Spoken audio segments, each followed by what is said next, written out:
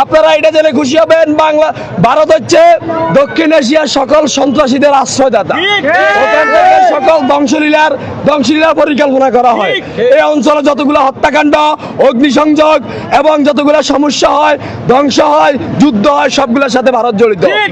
ভারত তাদের একটা সন্ত্রাসী সংগঠন আছে, সন্ত্রাসী প্রশিক্ষণপ্রাপ্ত সংগঠন আছে, তার নাম হচ্ছে র। এই র দিয়ে তারা এই অঞ্চলে সন্ত্রাসী কার্যকলাপ চালায়। আমরা এই রয়কে বলে দিতে চাই, বাবারা তোমরা বালসাল যা ফালাও বিভিন্ন জায়গায় ফালাও, বাংলাদেশে কোনো বালসাল ফালাইতে আইসো না। আমরা যেখানে র ধরা পাবে, রয়ের এজেন্টকে ধরতে পারবো, আমরা তাদের বালসাল সব ছেড়ে ফেলবো। আমরা রয়ের কোন এজেন্টকে যদি পাই, আমরা তাকে ভারতে ফেরত দেবো না।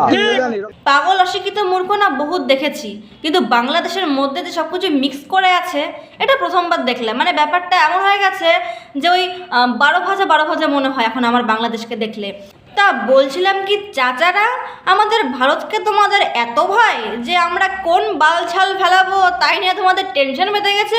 তবে টেনশন করো না, আমরা কোনো বালছাল বাংলাদেশে ফেলাবো না, কারণ বাংলাদেশকে মানচিত্র থেকে সরানোর জন্য মশা মারা গুড নাইটই যথেষ্ট।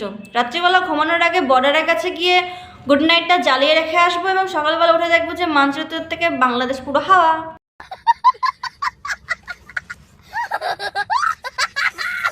এবং আমার এই ভিডিওর শেষে আমি একটা কথাই বলবো, যারা এই বাংলাদেশের প্রতি বেশি পীড়িত দেখায়, বেশি প্রেম দেখায়, ভাই যদি বাংলাদেশের প্রতি তোদের এত টান, এত ভালোবাসা থাকে, তাহলে তোরা বাংলাদেশে চলে যা। আর বাংলাদেশ যে এখনো বাংলাদেশই আছে এটা ভাবা ভারতের চরমতম ভুল। 1971 সালে পাকিস্তান নামক গাছের রেখে যাওয়া ফলের বীজ থেকে এই নতুন বাংলাদেশের সৃষ্টি হয়েছে।